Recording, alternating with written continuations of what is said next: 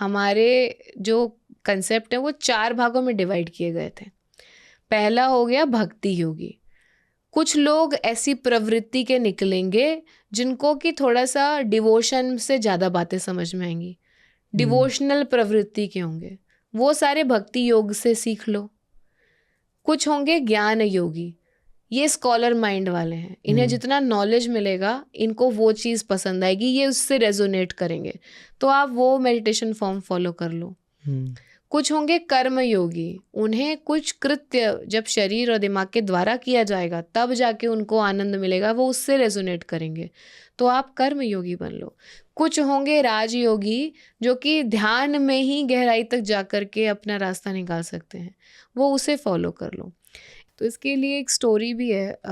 एक बार 4 अलग अलग योगीज़, एंड वो हर अपने फील्ड का एकदम बेस्ट है, मतलब जो ज्ञान योगी है वो अपने फील्ड में इन डेप्थ है, उसको सारे वेदों का सब चीज़ का फुल नॉलेज है। उसके बाद हमारा भक्ति योगी, वो सारे टेम्पल्स के बारे में पता है, देवी देवताओं के बारे में पता है। ऐसे चारों योगी जंगल में एक साथ में वॉक कर रहे हैं, and of course they are not talking to each other, क्योंकि कोई भी किसी दूसरे के उससे रेजोनेट नहीं करता है। तो जब दूसरे रेजोनेट नहीं करते तो कह रहे हैं कि अवॉइड करेंगे, हम बात नहीं करेंगे, क्योंकि वो अपने को बेहतर मानते हैं और दूसरे को थोड़ा सा कम मानते हैं। फिर अचानक से बहुत तूफान आ गया उस जंगल में और उनको लगा कि हमें कहीं तो शेल्टर के लिए जाना पड़ेगा। तो जो भक्ति योगी है उसने बोला कि यहाँ पास में एक मंदिर है, वहाँ चलते हैं शेल्टर के लिए। सबने उसकी बात मान ली, क्योंकि भाई ये भक्ति योगी, इसको सारे मंदिरों का पता है, जहाँ बोल रहा है चलते हैं। सारे वहाँ पहुँच गए।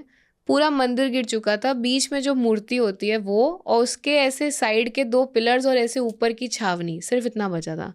तो मूर्ति के बगल में 2 इधर 2 इधर ऐसे करके एक दूसरे पिलर को पकड़ के बेचारे किसी तरीके से शेल्टर लेके वहाँ खड़े थे, और तभी अचानक से भगवान ने वहाँ पर दर्शन दे दिए।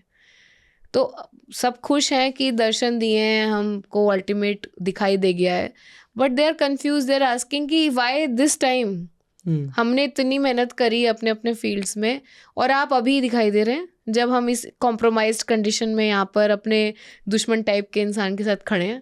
तो उन्होंने कहा कि मैं तो कब से इंतजार कर रहा था आने के लिए कि तुम चारों कब एक होगे और मैं आऊँगा। तो आखिर में तो इन चारों को भी एक ही होना है आपके भीतर। ये चारों योगी 4 अलग योगी नहीं हैं, ये 4 फॉर्म्स हैं जिनसे आप रेजोनेट करते हो। तो हमें समझना पड़ेगा वो कौन सी प्रवृत्ति है आपकी। किसी भी प्रवृत्ति के आप इन 4 से बाहर नहीं हो सकते। इसमें से कोई एक है जो आपको सेटिस्फाई करेगा, वही है जो मेडिटेशन फॉर्म आपको फ़ायदा करेगा, और पहले दिन से करेगा, पहले सेशन से करेगा। बस अगर आपने उसको टैप नहीं किया है तो आपको लग रहा है कि मेरे को फास्ट रिजल्ट नहीं मिल रहा। बहुत फास्ट रिजल्ट मिलेगा। जैसे स्ट्रेस तुरंत हो जाती है ना, वैसे ही ये भी तुरंत होगा।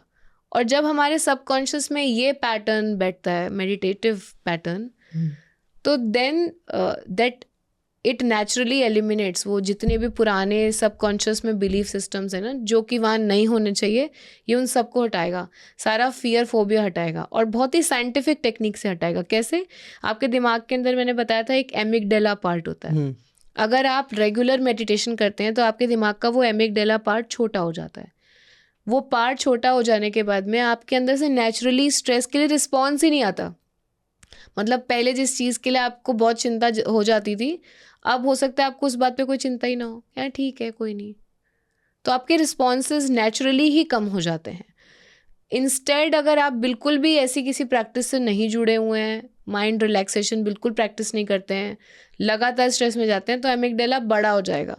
पहले आपको 10% कुछ होने पर जितनी परेशानी होती थी, कल को 1% होने पर उतनी ही सेम लेवल की परेशानी होगी, क्योंकि एमिगडाला बड़ा हो गया, रिस्पॉन्स फास्ट देगा।